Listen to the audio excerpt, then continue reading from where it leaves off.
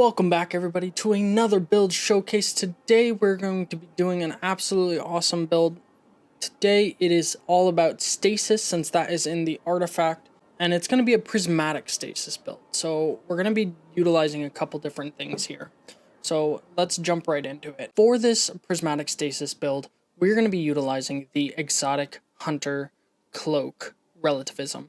And on it we're going to have Spirit of Renewal and Spirit of Critarchony. Now, I can never pronounce that correctly, I'm probably saying it wrong, but basically it grants Woven Mail every time you use a grenade. If you don't know how to get the relativism cape, there's a couple ways you can get it now. First and foremost, in the Pale Heart, you'll want to complete the Dual Destiny exotic mission. If you don't know how to do that, I have a couple guides up. I can go ahead and link them down below so that you can see those. The other key part to that is after you've done that mission, what you're going to want to do is you're going to want to go to Ghost in the Pale Heart, because you can interact with Ghost as long as you've completed that mission, and you can use Ghost to focus the perks that you want on your relativism. So you can go here and you can, under attunement, you can click it and you can say what perks you want. So recently I've been trying to hunt a Galanor one, so I had Galanor on there, but you can do Spirit of Inmost Light, Assassin, whatever you need. For this one we would want Spirit of Renewal.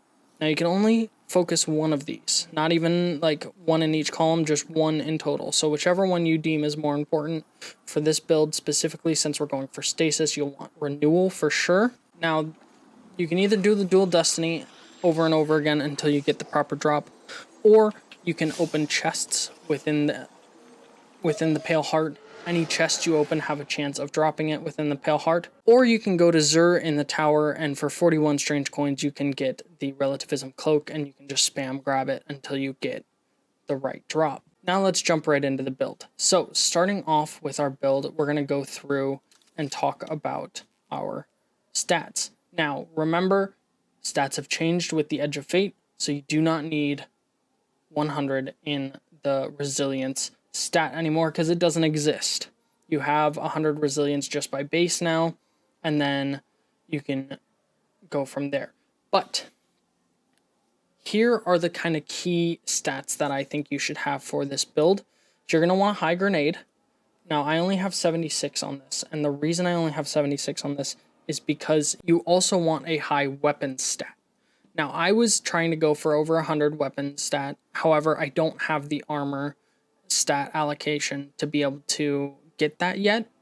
And so we're kind of still working with armor that I had used pre-Edge of Fate. I haven't reached the tier 3 and tier 4 armors yet, and so I haven't even delved into that.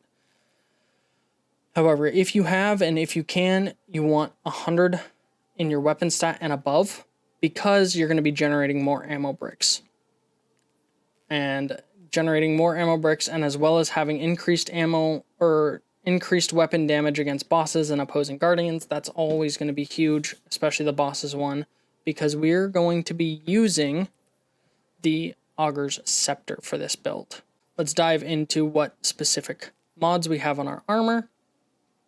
And so for this, I have primarily weapon mods across the board, because I want that high weapon stat. And so I had to put plus 10 weapon on every single one of my armor pieces, and I still didn't hit up to 100. I'm only at 81, but for this, it actually works really well still. Then on my helmet, I have 2 harmonic siphons, because we're using a stasis weapon, and we're using a stasis ultimate. This goes ahead and works quite well for it. And then I have a special ammo mod finder, because we're using the Augur's Scepter as our primary weapon. We want to make sure we're getting as much special ammo as possible. Now on our arms, we have a impact induction, which is going to increase our or decrease our grenade cooldown whenever we're using a powered melee. This is just good in general. We want to get our grenade back, because both of our perks on our relativism require our grenade. So we want that grenade back as often and as frequent as possible. I have a momentum transfer just to increase our melee cooldown or decrease our melee cooldown because we'll be getting our grenade back so frequently. We want to have that. And then I have the grenade font. You gain bonus grenade stat while you have armor charge. This is just important in general because since we only have 76 here, this will increase it and make our grenade cooldown shorter, and then also increase our grenade energy and damage we're doing with our grenade and get it back more often. You can also use a grenade kickstart, which would, when your grenade energy is fully expended, an armor charge is consumed and you get a bunch of grenade energy back. That could also be very good here. Moving on to our chest piece, again a weapons mod, and then concussive dampener. I like to have one of these on every build just because it reduces area of effect damage, and then whatever resistance you need for the specific activity you're going to be doing. I don't know what it is yet, but I just have 2 arc resistance holding. On to our legs, again a weapons mod, but then we have 2 stasis surges. Why? Because we're going to be doing nothing but stasis damage. So whenever we have an armor charge, we're going to be doing increased stasis damage with our weapons, which is important because as we're using our auger, we'll just be doing a lot more damage. And then I have the innervation leg mod, which on pickup of an orb of power, you reduce the cooldown of your grenade. Self-explanatory, we want that grenade back as often as possible. Moving on to our class mod armor, we're going to be doing Bomber to reduce our grenade cooldown every time we use our class ability, Reaper to get us more orbs of power, and Powerful Attraction to suck all of those orbs to us. And that does it for the armor. And again, for the stats, you're going to want high weapon stat, high grenade stat. Those are the 2 most important ones of this build. Every other one you can just get as high as you can. You can see most of mine here are sitting around 70, which is a good base to have in general. Moving on to our weapons. The key exotic weapon we're going to be using is the Augur Scepter. The reason we're going to be using this is A, for the stasis damage. Final blows generate a slowing burst and often freeze enemies, which is huge. And then additionally, with the catalyst, you can hold R to activate the special augment of this weapon, and it drains your super energy to overflow the magazine and empower the beam to deal bonus damage and slow/freeze targets until the magazine or super runs out.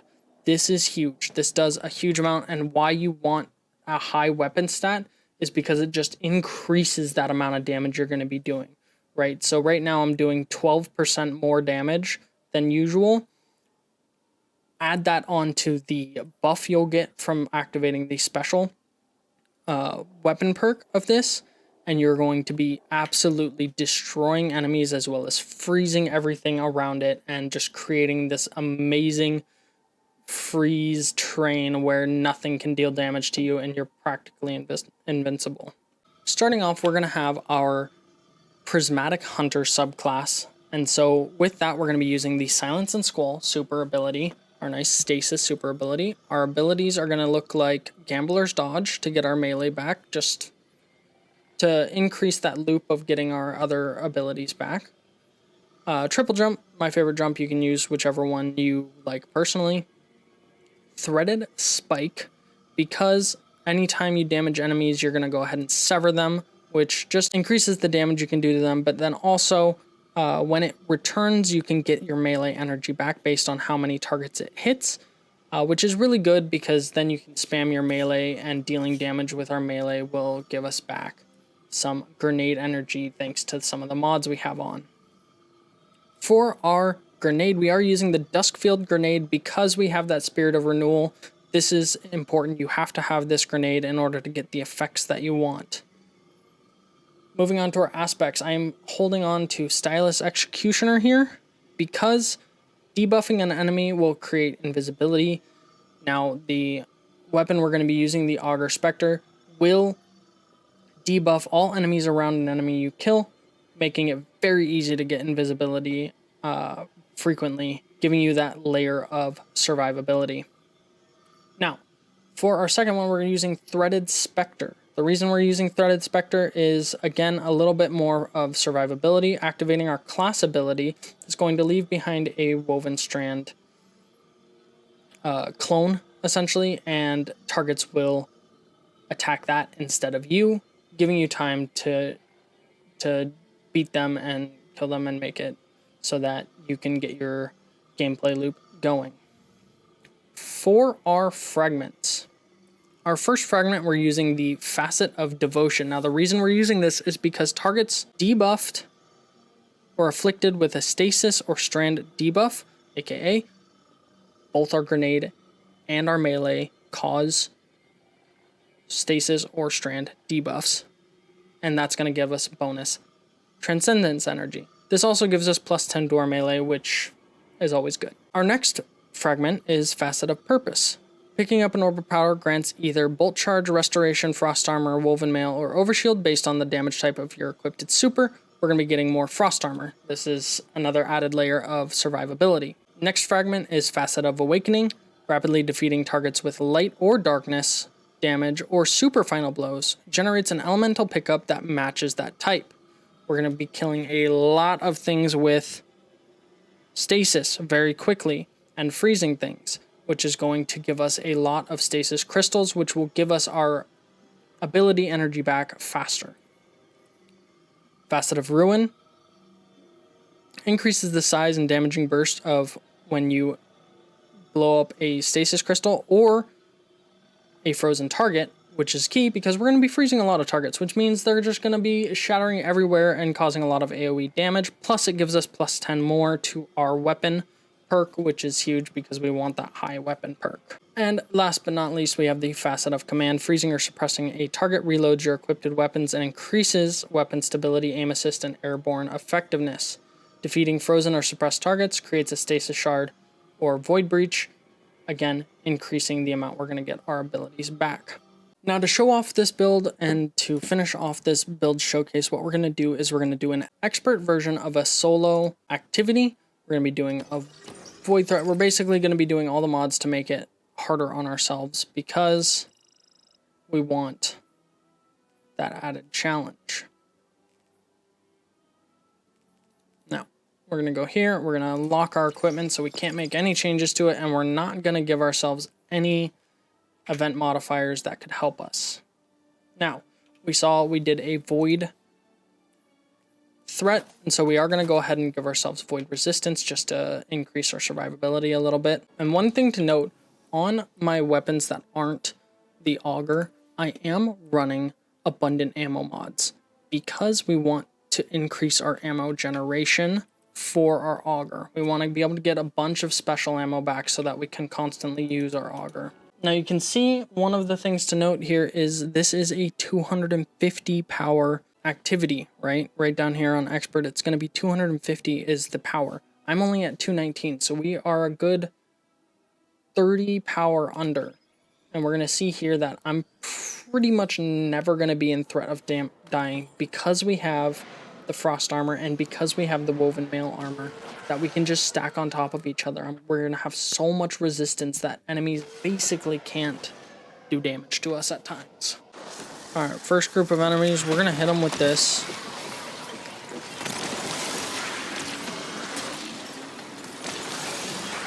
And you can see we've got woven mail, we've got frost armor. And we've already almost got our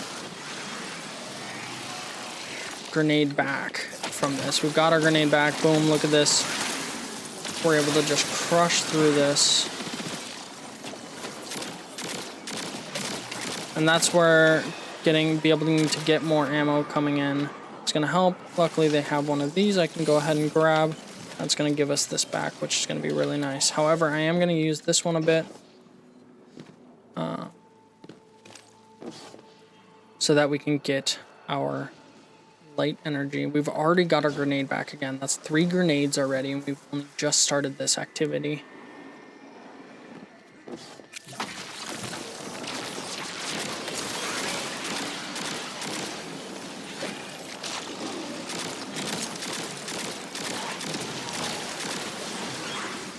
Look at that.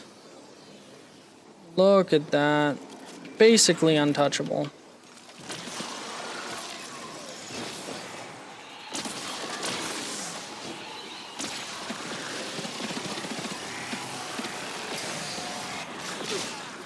Oh, well, we're not untouchable when we don't have the buffs on us.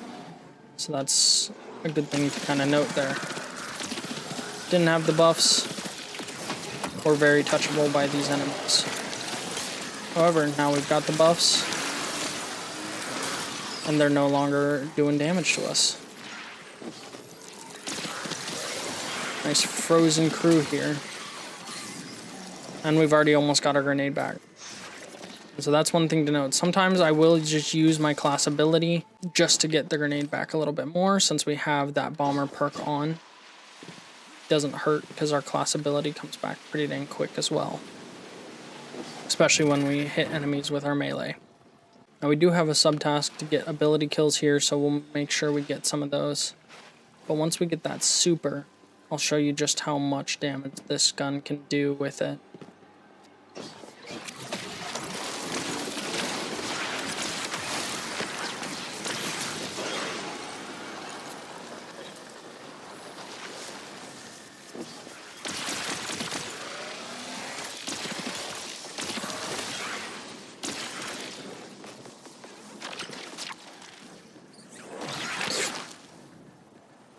Got that. All right. I'm gonna go ahead and reload just so we have a full clip here.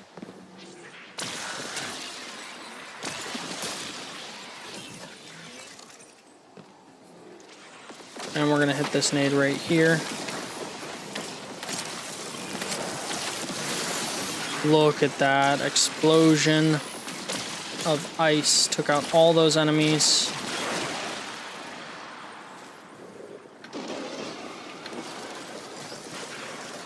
I'm gonna go ahead and sit in here.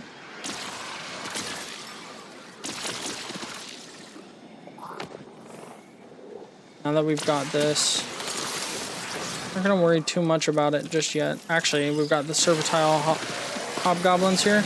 It's perfect time to show just how much damage that does. Look at that. How quickly we just kind of annihilated them.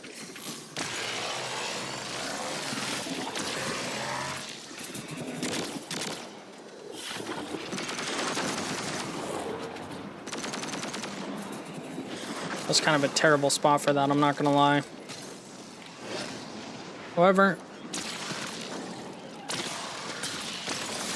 freezes that one, we get a nice stasis crystal. We get a nice stasis shard going.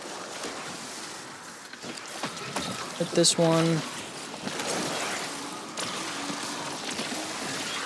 Look at that, beautiful. You can see whenever we have frost armor or the other up, we're basically unkillable, and when we have both, it's not even, there's not even a comparison. It's just so good.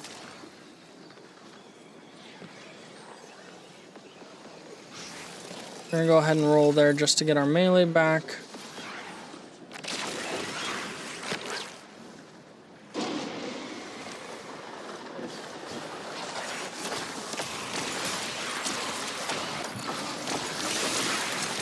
There we go. Look at all those stasis crystals. We've got this guy back up already. Look at all that extra damage we're getting off here. Perfect. Got a nice line at that. I'm gonna hit it with this just to hopefully increase a little bit of the damage we're doing. Now we haven't gotten a ton of energy for our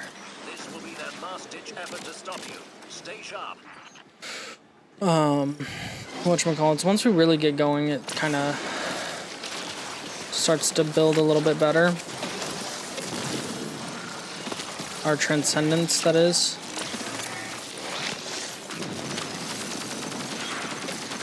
I'm gonna go ahead and break that.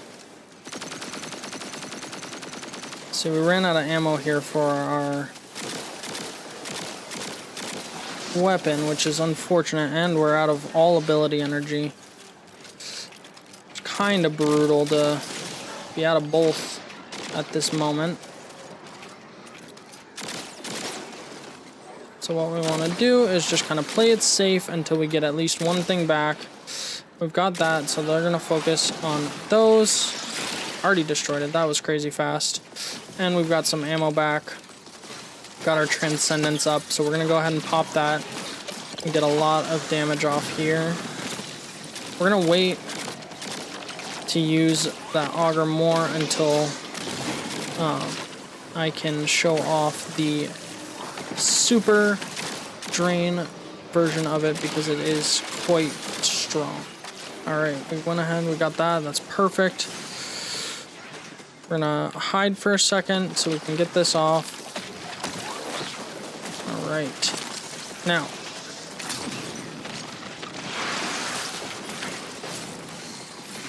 that's beautiful. Look at all those stasis crystals, that's what we want. Look how fast we drained his HP now. Unfortunately, I don't have a lot of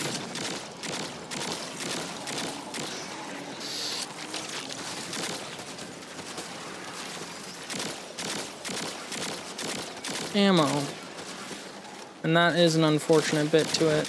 But what we do have, and we just hit an ignition there because of our perk on this gun. If you haven't gotten this stasis hand cannon with Scorch perk, I don't know what it's called specifically, but essentially it scorches targets. It's actually quite insane. Like repeated hits on targets scorch them. You can hit an enemy enough just to cause an ignition on that enemy, which is kind of insane. We're gonna go ahead and power this up. Look at that. Look how fast that drained their HP. And we've got this back already.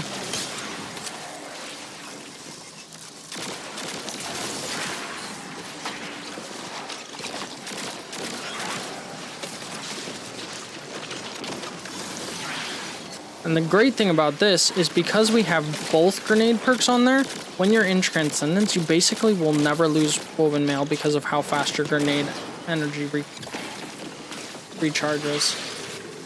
And there we go. Only one death, and honestly, that was kind of a misplay by me. I got a little too aggressive. Whenever you're doing solo ops or anything like that, or solo activities, it's always better to be less aggressive than it is to be more aggressive. And that was a subscription on my YouTube.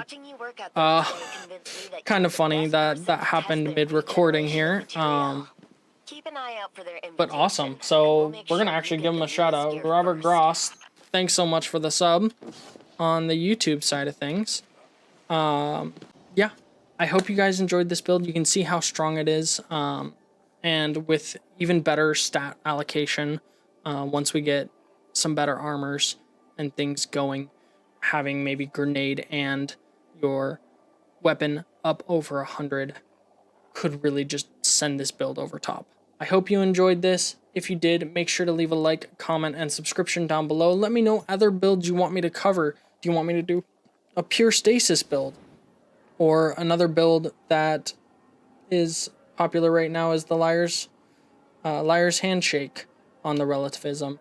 So go ahead and leave it down in the comment what you want me to do next, and we'll see you in the next build. Have a great day.